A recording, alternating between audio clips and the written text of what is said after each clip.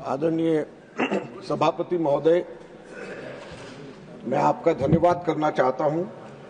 आपने बोलने का मौका दिया और एक बहुत महत्वपूर्ण विषय है चुनाव सुधार का।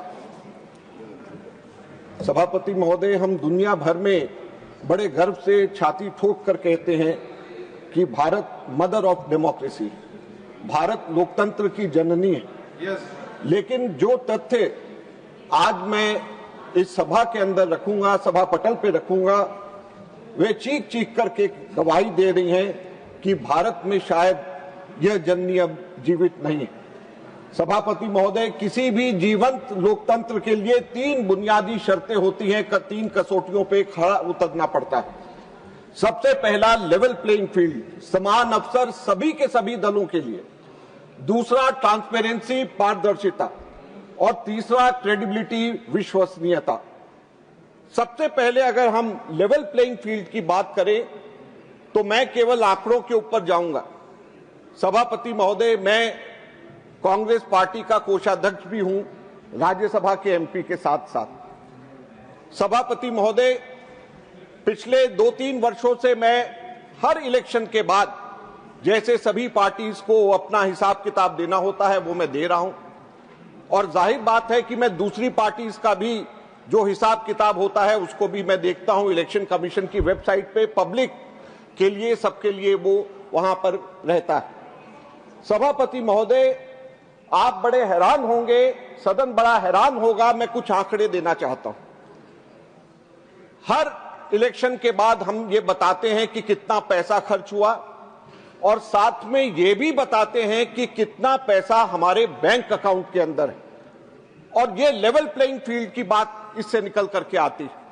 2004 के अंदर भाजपा के बैंक बैलेंस, बैंक अकाउंट के अंदर 2004 के बाद 88 करोड़ थे।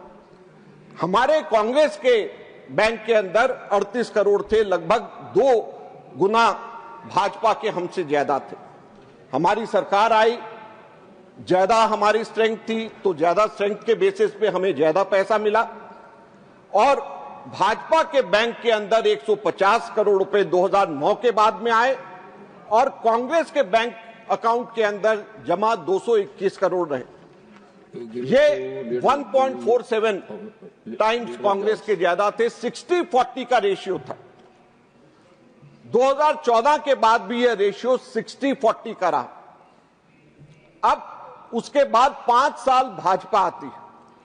2014 में भाजपा के बैंक अकाउंट में 295 करोड़ रुपए थे। 2019 में 295 से ये जंप करके कितना हो गया? 3,562 करोड़ रुपए केवल 5 वर्षों के अंदर।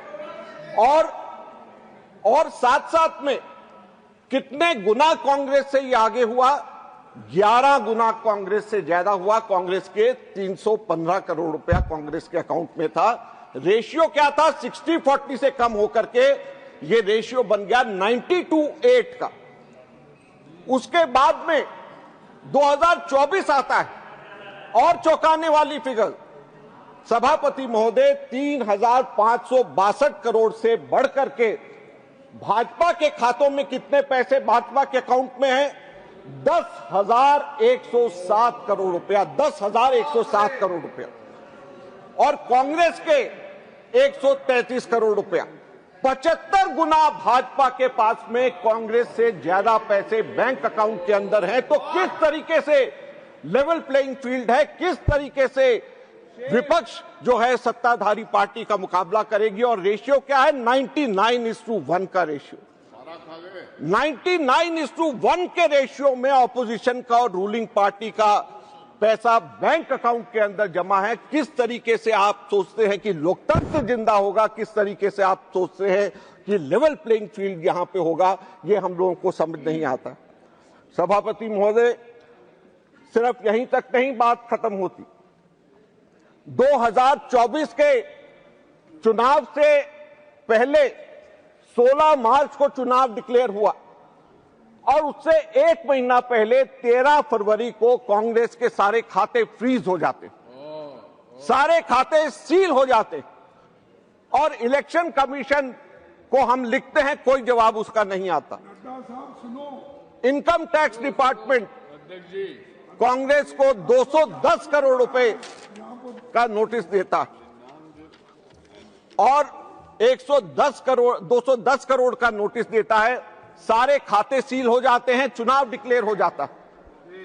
उसके बाद हमारे बैंक अकाउंट से 135 करोड़ रुपया इनकम टैक्स अपने आप बाहर निकाल लेती है और उसके बाद में हमारे खाते 23 मार्च को खुलते हैं, जबकि इलेक्शन डिक्लेयर 16 मार्च को हो चुका है। हम लोग किस तरीके से इलेक्शन की तैयारी करेंगे, किस तरीके से प्रमुख विपक्षी दल इलेक्शन की तैयारी करेगा? लोकतंत्र की रक्षा करना हम सबका फर्ज।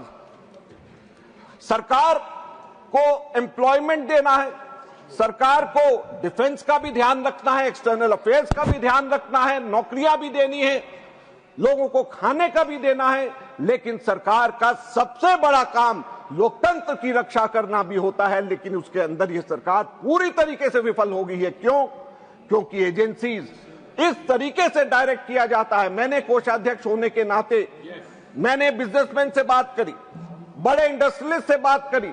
उनका यह कहना है कि कांग्रेस के समय में तो हम 60-40 के रेशियो में हम कर लेते थे, अब 90-10 को छोड़िए 95-5% के रेशियो के ऊपर भी हम लोग आपको नहीं दे सकते। हम लोग जैसे ही देते हैं हमारे पीछे ईडी और आईटी लग जाती है, हमारे को कोई काम नहीं करने। तो किस तरीके से हमारे देश के अंदर लोकतंत्र जिंदा रहेगा?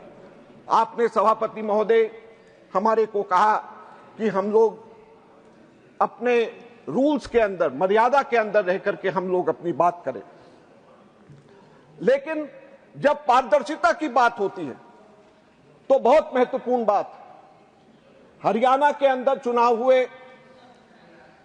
5 अक्टूबर को इलेक्शन कमीशन ने रात को देर रात डेटा रिलीज किया कि 61.19% की पोलिंग हुई।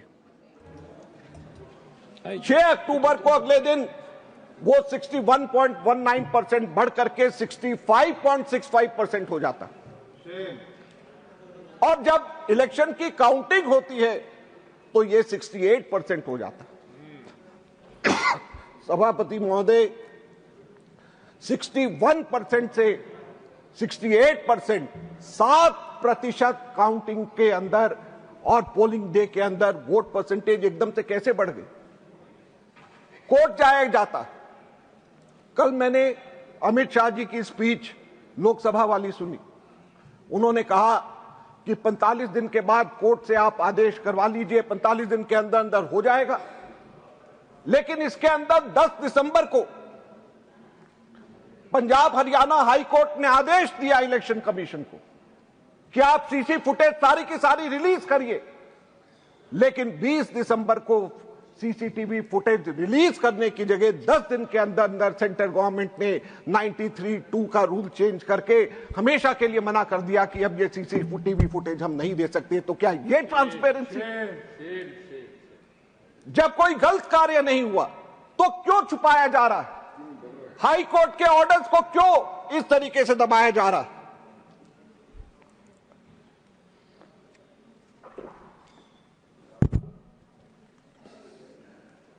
एक साल तक इससे पहले सीसीटीवी फुटेज का रिकॉर्ड रखा जाता था। उस एक साल की अवधि को कम करके 45 दिन कर दिया गया।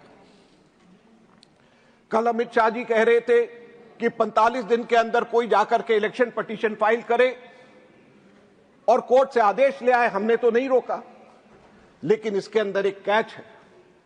इलेक्शन पिटीशन मेरे भी खिलाफ 2 बार हुए हैं, मैंने भी 1 बार खिलाफ में डाला है। 45 दिन का डेडलाइन इलेक्शन पिटीशन फाइल करने का होता है और 99.9% टाइम्स पे टेक्निकल ग्राउंड्स के ऊपर इलेक्शन पिटीशन के ऊपर ऑब्जेक्शन लगता है।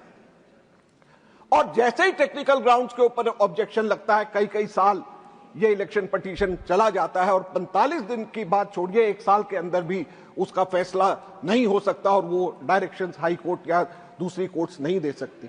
तो किस तरीके से हम ये उम्मीद करेंगे कि ट्रांसपेरेंसी रहेगी, लोगों की शिकायत होगी तो कहां पे जाएंगे? यही नहीं, दूसरा एक उदाहरण कर्नाटक के अलंग का मैं देना चाहूंगा। सभापति महोदय, अलन विधानसभा के अंदर दिसंबर 2022 से फरवरी 2023 के बीच 6018 मतदाताओं के नाम के हटाने के आवेदन आते।